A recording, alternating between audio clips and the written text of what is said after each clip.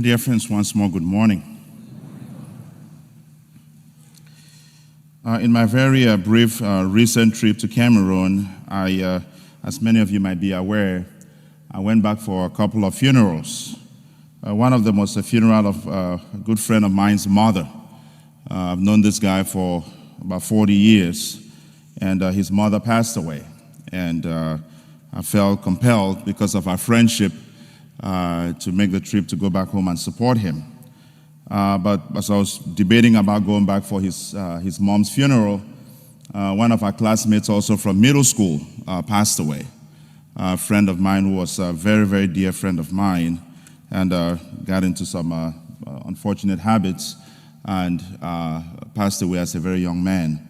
So also both funerals kind of made me feel compelled to go back home for a few days.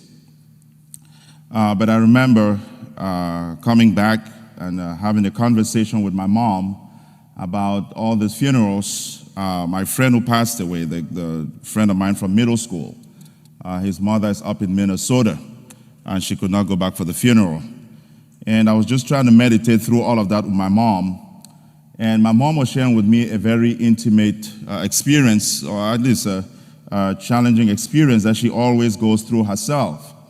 I'm the second of 6 children, but I lost an older brother when I was about a year old, and he was 3 years old, and he passed away from, I think it was some form of cancer. And this was a long time ago. But when I came back and I was talking about my friend's funeral with my mom and everything else, I could tell she was getting emotional just thinking about losing a child, putting herself in her friend's place, who was did not only lose a child, but was not able to be there for the child's funeral. And she went on to share with me just the challenge that any parent goes through after having lost a child. That it is an emotion, it is a memory, it is a condition that you never overcome. And my late brother died in the month of December. And so she tells me that there's some times when throughout the month of December, she's completely out of herself, just going back to relive that experience. I think that one of the most existential questions that we all always have to deal with is the question of death. I think death continues to be a very difficult and a very challenging existential question.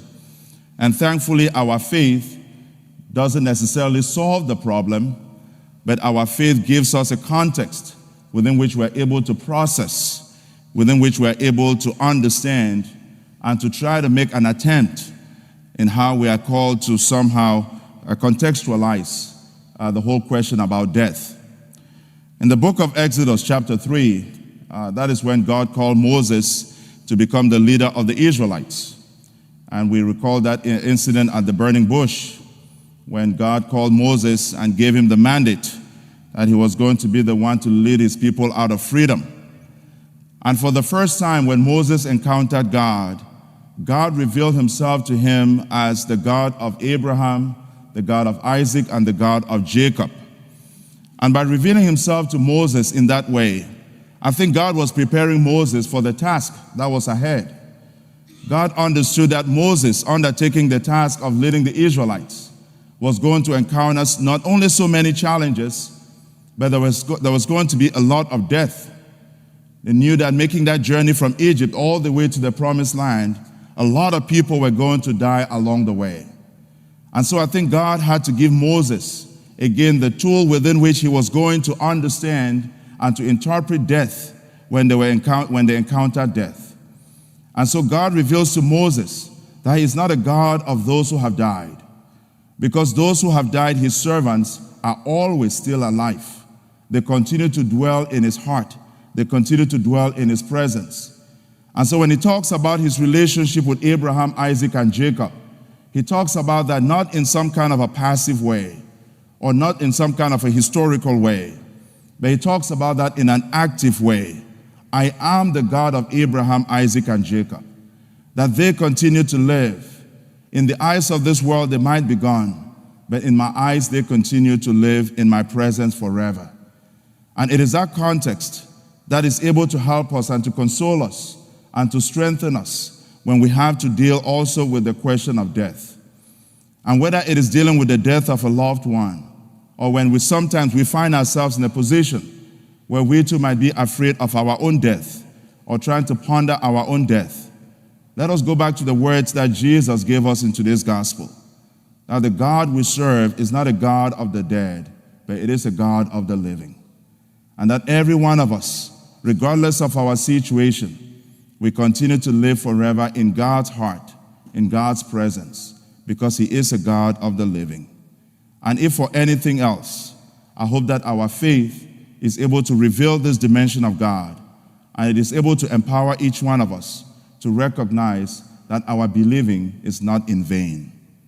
That indeed, even those who have died continue to live in God's presence. And that is why we profess him today as the God of Abraham, Isaac, and Jacob, those patriarchs who have gone before us, but somehow continue to dwell in God's eternal presence. That must also be our hope. That must also be our desire. And ultimately, that must be our consolation. Praise God.